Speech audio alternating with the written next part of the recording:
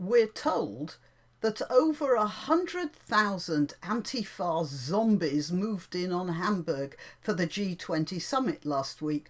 And while they were there, they firebombed hundreds of cars, broke shop windows and started fights with the police, none of which impacted on the G20 participants. So you may ask why they went to all that trouble. But you have to remember that most of them aren't that bright. My theory is that they just got annoyed when they discovered that the promise of a town full of hamburgers wasn't exactly what they'd been led to imagine by the puppet masters who'd herded them in.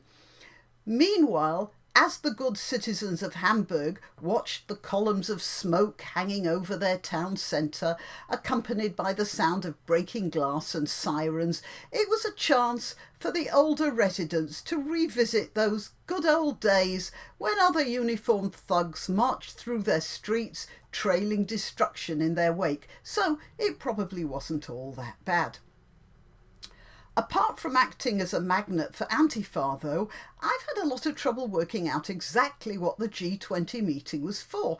They say they were going to discuss issues such as international trade, cooperation on the containment of infectious diseases, and strategies for dealing with migration from the Third World.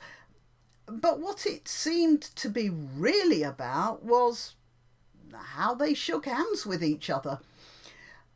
I'm glad to see that Trump didn't try to CNN Putin when they shook hands. It might have made a great meme, but Putin does know more about judo, so it could have got messy.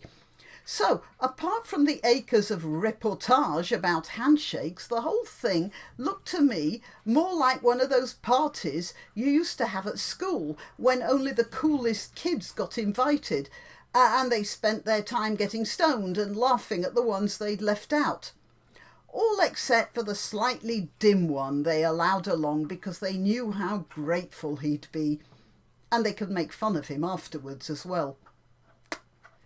Sorry, Canada.